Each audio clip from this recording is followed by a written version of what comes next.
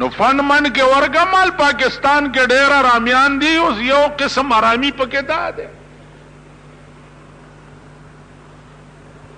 د دې ټولو علاج به وشي او که نظام په ملک کې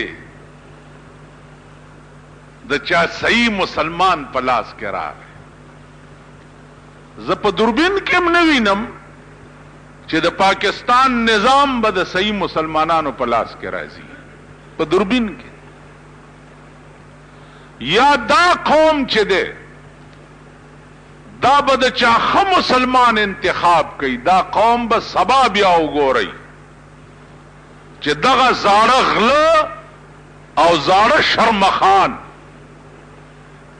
او زاړه درندگان چې دي دا قوم به بیا ور سره مرګري او دا زاړه درندگان به په دې ملک باندې بیا راوړي دا قوم به وګورئ دا خانان او نوابان او جایگیردار چې دي دا قوم به بیا د دوی نه ټوکرای ټوکرای کیږي او دا درندگان به د دې ملک بیا حکمرانان شي تاسو به وګورئ دا سوچ دی قوم کی نشتا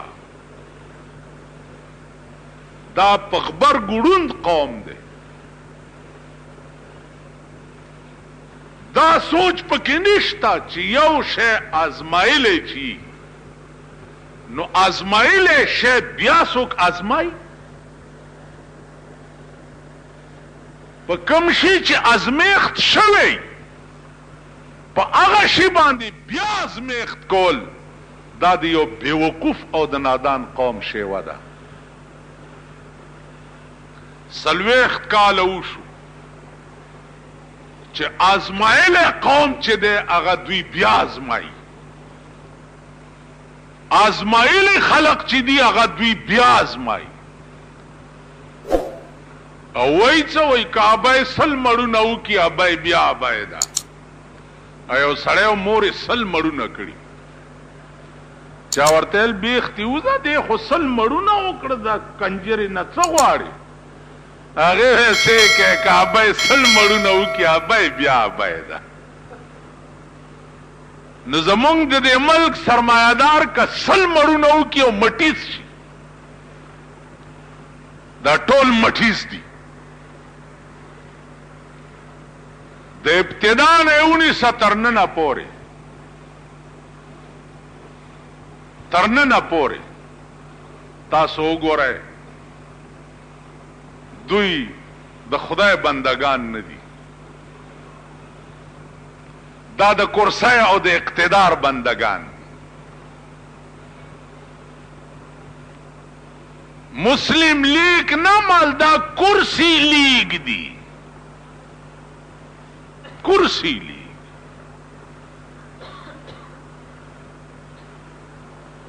کرسی لیگ چرته چې کرسی هلته پکې دوی نو دا د خدای بندگان نه دي دا د کرسی بندگان کرسی ملاویږي بیا نه نظریه شته نه دین شته نه ایمان شته نه غیرت شته نه حیا شته نه پښتو شته هیڅ نشته عزیزانو نظریه چې د چا نه وه هغه کې ایمان هم نه نظریه د چا نه وه هغه کې ایمان هم نه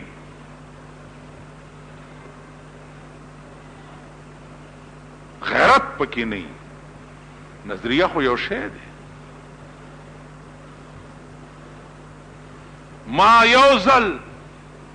په سن 70 کې مفتی محمود للاس ورکړیو نننه وګورئ دا دشمنان لګیا دي نن د مفتی محمود صفتې کوي لوی سړی په څو لوی سړی په دی و چې دنیا او دولت ته اړخه کړی نه زما په نیز په هغه چا کې ایمان هم نه چې د چاړه دنیا او دولت ته خکېدو. په دولت څوک خر شو هغه کې ایمان نه. دولت ته ډېر ټینګ کو، ته غیرتی میں، ته ایماندار میں، ته مسلمان میں، ته هر څه. دولت ته ډېر ټینګ نه کو، د ماشکیر اور وې ډولکی ته نشوي ټینګې دی، تاکہ ایمان هم نشتا، تاکہ غیرت هم نشتا، تاکہ حیا هم نشتا. لوی خبره د دولت ته. زمونږ ځان نن دولت ته نه ټینګي بالکل. اس کمال یې راوړي الله، لاس به اوچت کمو، خوله به چینګه کمو، سترګو نه به اوښې راوبیوم.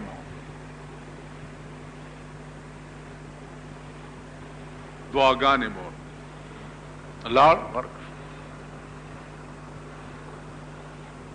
بیګاره ته یو سړي وی، ما ته وی چې یاره مولانا صاحب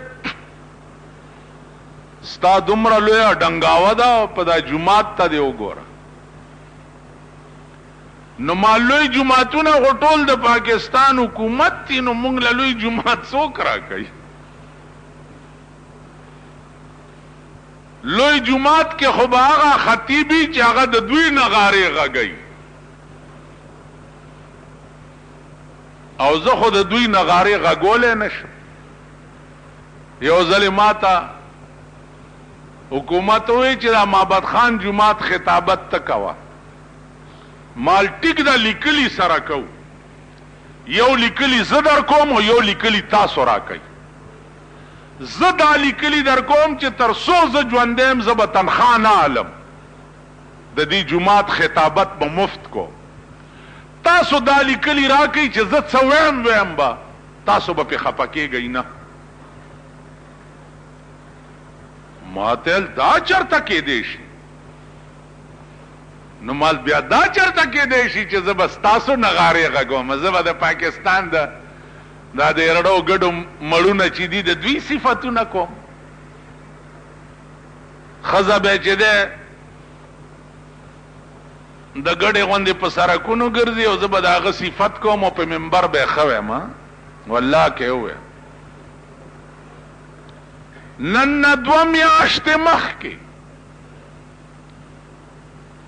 10 لکه روپۍ راته وویلې، 10 لکه چې دا واله او دا جومات جوړ کا. 10 لکه. ما ورته ووی چې والله العظیم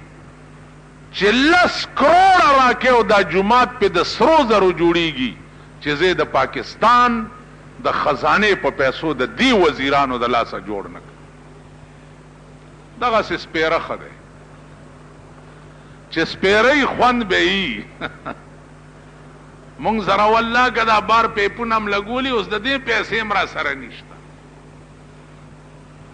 که کم یو در کې غوړ غوندې په دې جومات کې اوس ناست غوړ غوندې سپېره نه، نو مانځه نه وروسته دی مصالحې ته راوړئ. غریب نه غوړ قدر کی. نو ما وی چې 10 لکه روپۍ به په ریکارډ راځي. دا په تقریر کې ځکه وایم چې دا کیسټ یې واوري، دا د کوسړب چې دا کم خدای ورک کړه په ریکارډ به راځي چې بجلیګر ملام جومات د پاره 10 لکه روپۍ واغست.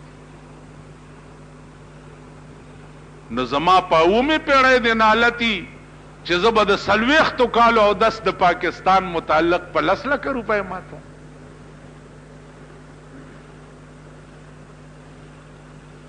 نو زما عزیزانو عرض داو چې خبره دړه ده، خبره د ظاهردارای نه ده. دا لوی لوی جبو مبو والا نن اسلام زمونږ د لاسه په شرمونو شرمېد. اسلام مونږ تباه کو. دا د پیرای لبادیم چې په ځان اچولي دي او دا د مولاتوب صادرم چې پزان غړولی دی نن دل کے پپولے جل اٹھے جگر کی آگ سے اس گر کو آگ لگ گئی گر کے چراغ سے نن زمون دلاسا مسلمانے تور لگے دلے مونگ دلاسا مونگ دعاگانے بالا قبل دی چی مونگا اگیو اوس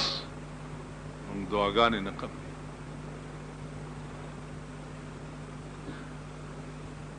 پرون را تچاوی چی پلانے او پلانے ملیان قاضیانو لگے ما ورتوی چی خبر دادا چی یو خزو داغه نوکر نامه و بجای زنامه و بجای بجای بوجای نه بجای بجای نامه و نو ار کار به وران کولو ار کار نو مالک بیوی چی فٹ مو لعنت آخر چی ډیره تنگ شوتی نو وی چې په فټ ټیمو د بجای سشي چې سوی پوزه په دې بیخ کې پریکړې نشي بجای په فټ ټیمو نالت نه شرمېږي سو پورې چې رانیولي نه او په بیخ کې دې پوزه نه غوسه کړي نو نن په مونږه والله که په فټ ټیمو څه کېږي دغه قاضیان د خدای د امیر صاحب په توپه غار کې دا قاضیان چې په عدالت کې کېنه دوی توایا چې هغه کورم ران شه چې د پلار کورم او تاسو پکې اوسېدئ تا چې په عدالت کې کېنئ ته په غل د لاس پرې کولو فیصله کولی شي د ضیا په حکومت کې او د امریکې نن ستا په پاکستان د امریکې حکومت دی اول ته تاج و تخت برطانیہ لاندے میں اس دا امریکے لاندے تا غل نا لاس پر کولے شی پا زناکار دا سنگسار حکم کولے شی ما تا یو افسر ہوئے چے یرجی چے صحیح گوانی نو بیا بکیگی کنا مال صحیح گوان ستوئی ویل چے دا سے گوائی چے نے پلار دروغ ویلی نے نیکه دروغ ویلی مال خچ پلار او نیکه دروغ ویلی داغه گواہی نه قبليږي ویل نه مال ستا د مور نکاح چې تړلې کېدو نو هغه وخت کې مولا دا تحقیق کړو هغه ستا د مور گواهانو نه چې پلار او نیکم چرته دروغ ویلی کنه ویل نه نو مال د مور نکاح دی اډو شوی نه دی او تا رامي پیدا ہے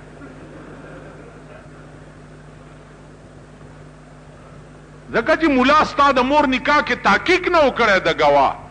نو کې دیشي دا غم پلار او نیکه چرته دروغ ویلی نو ستا د مور نکاح ډو شوی دی ستا د خزې نکاح بم نه شوی وای په ایمان ستاسو خزو نکاح چې تړلې کېدو ا گواه ته چا دا ویلی چرته خو بناست یې په نکاحونو کې کنه د اوریجو پسې ګرځېدی